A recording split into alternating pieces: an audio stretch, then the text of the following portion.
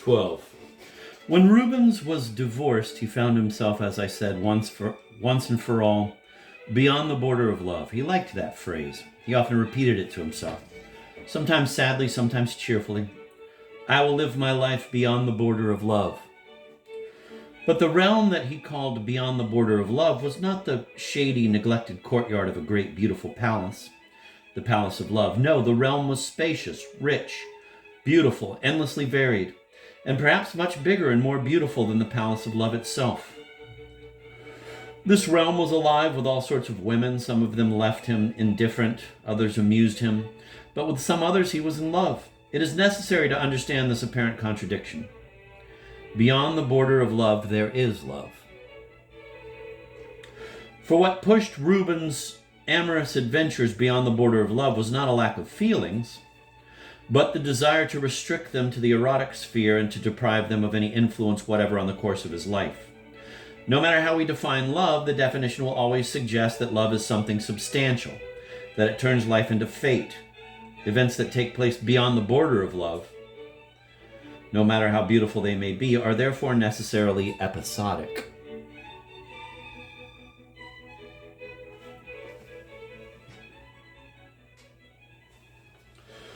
But I repeat, even though they were expelled beyond the border of love into the territory of the episodic, among Rubens's women there were some for whom he felt tenderness, whom he thought about obsessively, who caused him pain when they eluded him or jealousy when they preferred someone else. In other words, even beyond the border of love, there existed loves, and since the word love was forbidden, they were all secret loves and thus all the more attractive. As he sat in the garden cafe of the park of the Villa Borghese, facing the woman he called the lute player, he immediately realized that she would become beloved beyond the border of love.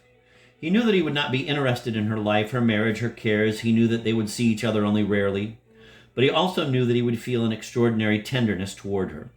I recall still another name I gave you, he said to her. I called you a Gothic maiden. Me, a Gothic maiden? He had never called her that. These words had occurred to him a moment earlier, as they were walking down the avenue toward the cafe. Her walk made him think of the Gothic pictures he had been looking at that afternoon at the Barberini Palace. He continued, women in Gothic paintings walk with their bellies sticking out and with their heads bowed toward the ground. Your walk is that of a Gothic maiden, a lute player in an angelic orchestra. Your breasts are turned toward heaven. Your belly is turned toward heaven. But your head, which realizes the vanity of everything, looks into the dust. They walked back down the same statue-lined avenue where they had met. The severed heads of the famous dead, resting on their pedestals, looked extremely proud. At the park exit, she said goodbye. They agreed that he would come to see her in Paris. She gave him her name, the name of her husband, and telephone number, and told him the times when she was sure to be at home alone. Then she lifted her dark glasses with a smile. May I, now? Yes, said Rubens, and for a long while he watched her as she walked away. 13. All the painful longing that came over him at the thought of having forever missed his wife was transformed into an obsession with the lute player. For the next few days he thought of her almost constantly. He again tried to recall everything that remained of her in his memory, but he found only that one evening in the nightclub. For the 100th time, the same image came to his mind. They were among a crowd of dancing couples, and she was just a step away from him. She looked past him, into empty space, as if she didn't want to see anything of the outside world, but rather concentrate on herself. As if it wasn't he who was a step away from her, but a huge mirror in which she watched herself. She observed her hips alternately twisting back and forth. She watched her arms describing circles in front of her breasts and face as if she wanted to hide them, as if she wanted to erase them, as if she kept erasing them and then kept letting them appear again, while at the same time observing herself in an imaginary mirror. Excited by her shame, her dance was a pantomime of shame, a constant suggestion of concealed nakedness.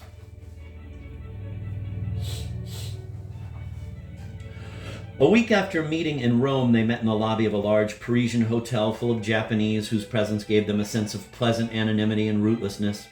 When he closed the door of the hotel room behind them, he approached her and put his hand on her breast.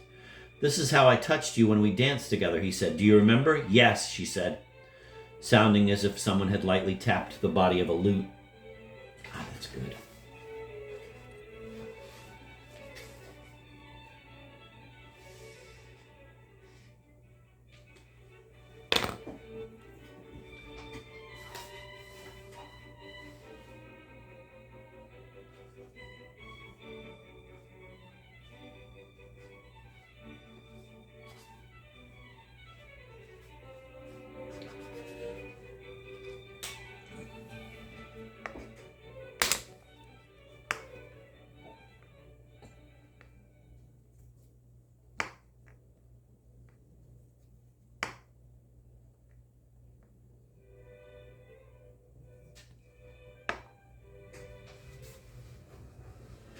Was she ashamed as she had been 15 years earlier? Was Bettina ashamed when Goethe touched her breast in the Teflitz spa? Or was Bettina's shame merely Goethe's dream? Was the lute player's shame only Rubens's dream?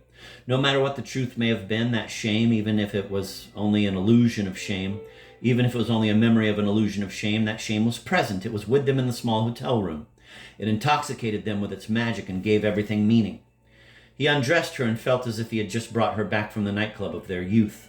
They made love and he saw her dancing. She hid her face behind circling movements of her arms while observing herself in an imaginary mirror. Eagerly, they let themselves be carried away by that stream that flows through all women and all men. That mystic stream of obscene images where every woman resembles every other woman and yet a different face gives the same images and words a different power and enchantment. He listened to what the lute player was saying. He listened to what he said himself. He gazed at the tender face of a Gothic maiden, at the tender lips pronouncing coarse words, and he felt more and more intoxicated.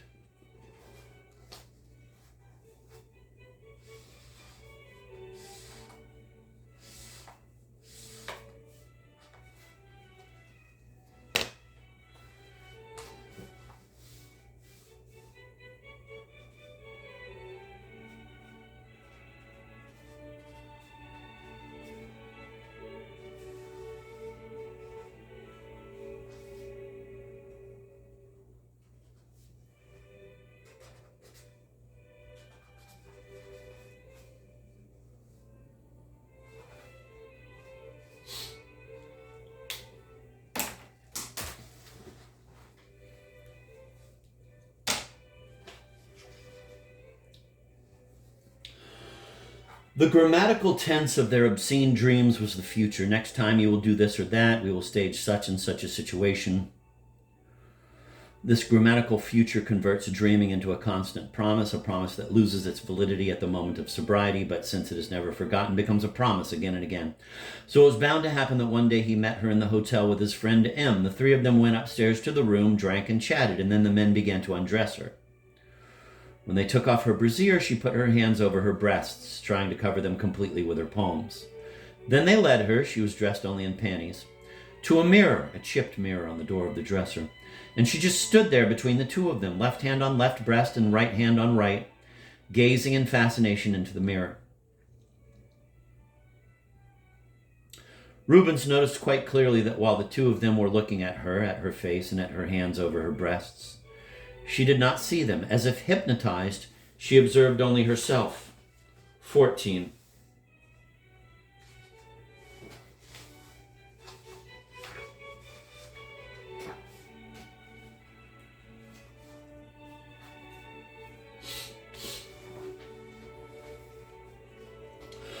In Aristotle's Poetics, the episode is an important concept. Aristotle did not like episodes. According to him, an episode, from the point of view of poetry, is the worst possible type of event. It is neither an unavoidable consequence of preceding action nor the cause of what is to follow.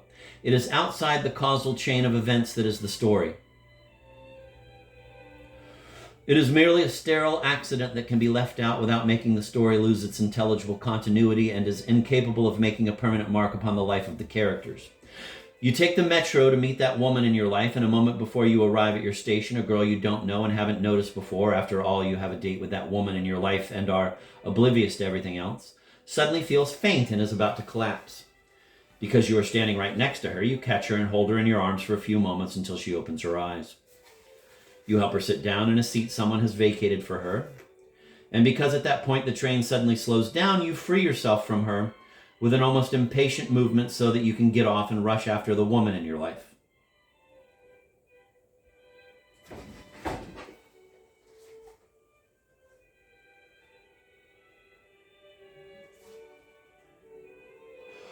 At that instant, the girl whom you held in your arms just a moment earlier is completely forgotten. This event is a typical episode. Life is as stuffed with episodes as a mattress is with horsehair. But a poet, according to Aristotle, is not an upholsterer and must remove all stuffing from his story, even though real life consists of nothing but precisely such stuffing.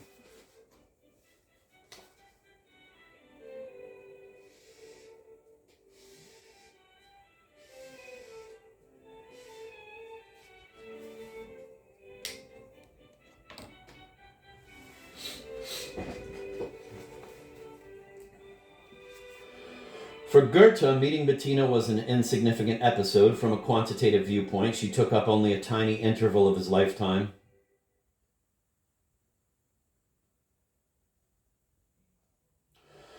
And moreover, Goethe tried as hard as he could to prevent her from ever playing a causal role in his life, assiduously keeping her outside his biography. But it is precisely here that we realize the relativity of the concept of the episode. A relativity Aristotle did not think through, for nobody can guarantee that some totally episodic event may not contain within itself a power that someday could unexpectedly turn it into a cause of further events. When I say someday, it can even be after death. This was precisely Bettina's triumph, for she became part of Goethe's life story when he was no longer alive.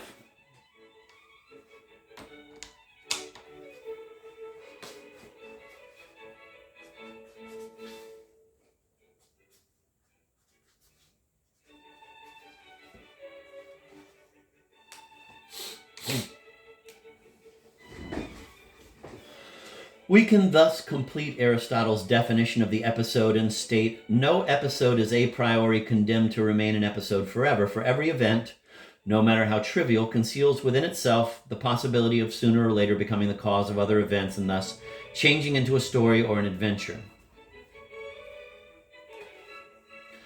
Episodes are like landmines. The majority of them never explode, but the most unremarkable of them may someday turn into a story that will prove fateful to you. You may be walking down the street, and from the opposite direction will come a woman who, while still far away, will look straight into your eyes with a gaze that will seem rather crazy to you.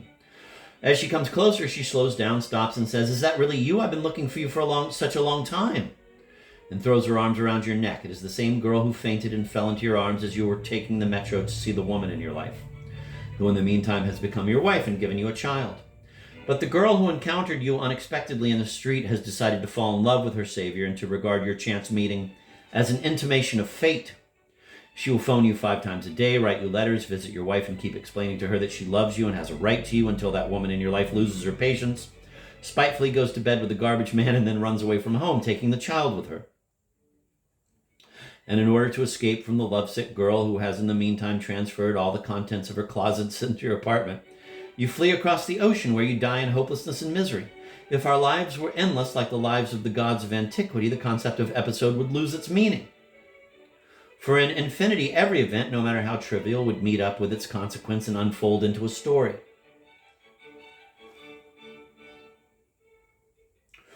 The lute player with whom he had danced when he was 27 years old was for Rubens nothing but an episode, an arch-episode, an episode through and through until the moment when he accidentally met her 15 years later in a Roman park. Then the forgotten episode suddenly turned into a small story, but even that story remained completely episodic in relation to Rubens's life. It did not have the smallest chance of turning into a part of what we might call his biography.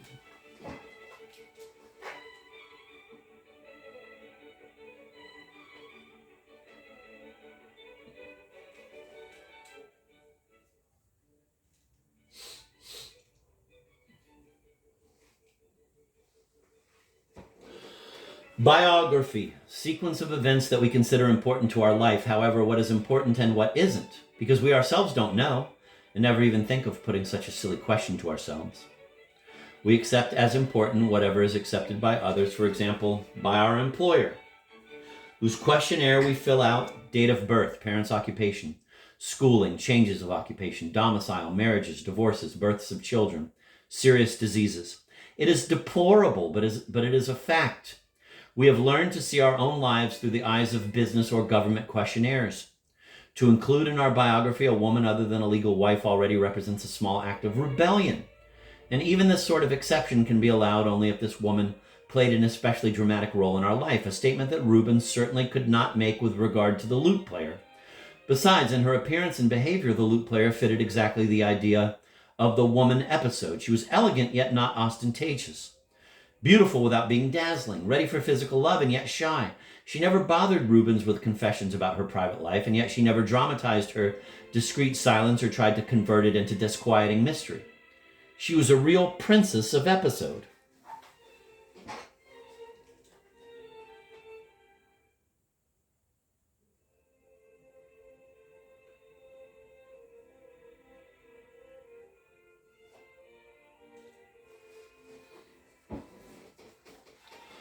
The lute player's encounter with two men in the Paris hotel was thrilling. Did the three of them make love to one another? Let's not forget that for Rubens, the lute player had become, quote, beloved beyond the border of love, end of quote. The old imperative to slow down the course of events so that the sexual charge of love would not be too quickly exhausted reawoke. Just before he led her naked to the bed, he motioned to his friend to leave the room quietly. During lovemaking, their conversation and the grammatical future became once again a promise, which, however, was never to be fulfilled. Soon after, friend M completely disappeared from Rubens's horizon, and the thrilling encounter of two men and a woman became an episode without sequel. Rubens kept seeing the lute player alone 2 or 3 times a year when he had an opportunity to visit Paris. Then such opportunities stopped, and once again, she almost vanished from his mind.